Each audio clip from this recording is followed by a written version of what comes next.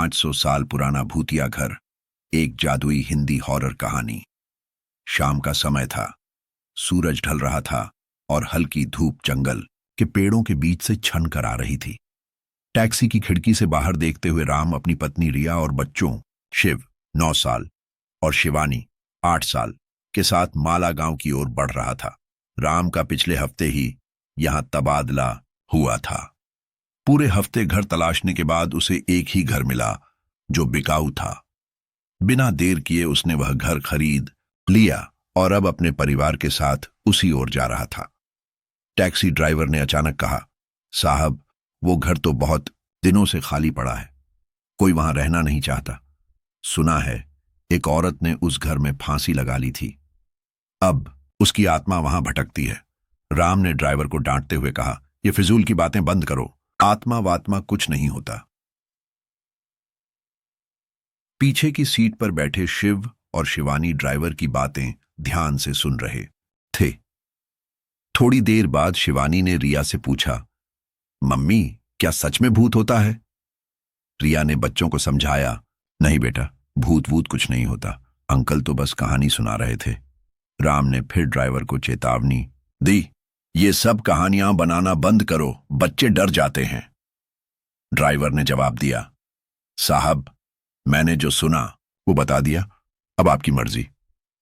थोड़ी देर बाद ड्राइवर ने टैक्सी रोक दी। साहब, आपकी मंजिल आ गई। राम ने बाहर देखा तो पाया कि टैक्सी घर से करीब 100 मीटर पहले रुकी थी। उसने पूछा, टैक्सी यहां क्यों रोकी? थोड़ा और आगे चलो। ड्राइवर ने डरते हुए कहा, साहब, अब मैं और आगे नहीं जाऊंगा, शाम को कोई यहां नहीं आता, चाहे आप मेरा किराया काट लें। राम ने बहस नहीं की, किराया चुकाया और ड्राइवर ने उनके बैग उतारकर टैक्सी मोड़ दी। सड़क सुनसान थी, सूरज डूब चुका था और चारों ओर सन्नाटा पसरा था। राम और रिया ने एक एक बैग उठाया और बच्चे उनके पीछे चलने लगे। कुछ ही कदमों में वे घर के जंग लगे गेट पर पहुंचे। तभी एक बूढ़ी औरत, जिसे गांव वाले बूढ़ी काकी कहते थे, लाठी टेकती हुई उनके पास आई। उसके उलझे बाल, झुर्रियों भरा चेहरा और कांपती आवाज उसे रहस्यमयी बना रहे थे। तुम लोग कहां जा रहे हो? बूढ़ी काकी ने पूछा। राम ने जवाब दिया, हम इस घर में रहने आए हैं। ये सुनते ही बूढ़ी काकी चीख पड़ी, लौट जाओ, यहां से चले जाओ। वो औरत किसी को नहीं छोड़ती, जो यहां आता है वो जिंदा नहीं लौटता। तुम सब मरोगे, अभी भी वक्त है, वापस जाओ। तभी घर का चौकीदार रामलाल वहां आया और बूढ़ी काकी को डांटते हुए भगाया। चल बुढ़िया, भाग यहां से, कुछ भी बकती रहती है, पागल कहीं की। फिर राम से बोला, साहब, इसकी बातों पर ध्यान मत दीजिए, ये पागल है, चलिए घर में चलें। रामलाल ने जंग लगे ताले को खोला। घर पुराना और वीरान था। धूल और सूखे पत्तों ने हर कोने को ढक रखा था। आसपास कोई दूसरा घर नहीं, सिर्फ घना जंगल। रामलाल ने बैग उठाए और घर का दरवाजा खोला। अंदर उनकी आवाजें गूंज रही थीं। मकड़ियों ने दीवारों को अपना जाल बना लिया था। रामलाल उन्हें ऊपरी मंजिल पर उनके कमरे तक ले गया। जैसे ही उसने कमरे का दरवाजा खोला, 2 कबूतर फड़फड़ाते हुए बाहर उड़ गए। कमरा धूल से भरा था, सामान बिखरा पड़ा था। रामलाल ने बैग रखे और बोला, साहब, आप सामान व्यवस्थित कर लीजिए, मैं खाने का इंतजाम करता हूं। राम, रिया और बच्चे कमरे की सफाई में जुट गए। थोड़ी देर में कमरा साफ हो गया और सामान व्यवस्थित हो गया। तभी रामलाल की आवाज आई, मालिक, नीचे आइए, खाना लग गया है। सब नीचे गए। रामलाल ने स्वादिष्ट खाना परोसा। खाते खाते राम ने रामलाल से उन अफवाहों के बारे में पूछा। रामलाल ने हंसकर कहा, साहब, आप भी इन गांव वालों की बातों में आ गए, ये सब बकवास है।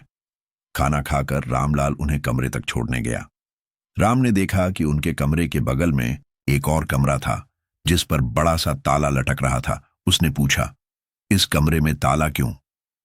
रामलाल ने हंसकर बात टाल दी, साहब, मुझे इस कमरे के बारे में कुछ नहीं पता, बस इतना कहूंगा, इस कमरे में मत जाना, न इसे खोलने की कोशिश करना, जितना हो सके इससे दूर रहें। यह कहकर रामलाल चला गया।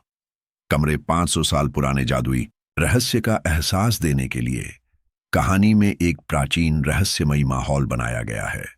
घर का वीरान होना, जंगल का सन्नाटा, बूढ़ी काकी की चेतावनी।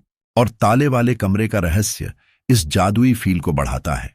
कहानी के किरदार राम, रिया, शिव, शिवानी, रामलाल और बूढ़ी काकी सभी एक दूसरे से अलग व्यक्तित्व लिए हुए हैं, जो कहानी को और रोचक बनाते हैं।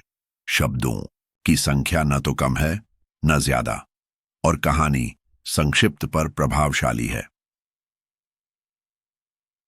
अब कहानी में एक ट्विस्ट। जब राम, रिया और शिव कमरे में पहुंचे तो रिया ने पूछा, शिवानी कहाँ है? उन्होंने देखा कि शिवानी उनके साथ नहीं थी। कमरे में सन्नाटा छा गया। राम ने बाहर की ओर देखा, लेकिन अंधेरा गहरा चुका था। तभी ताले वाले कमरे की ओर से एक हल्की सी खटखट की आवाज आई, जैसे कोई धीरे धीरे दरवाजा खटखटा रहा हो।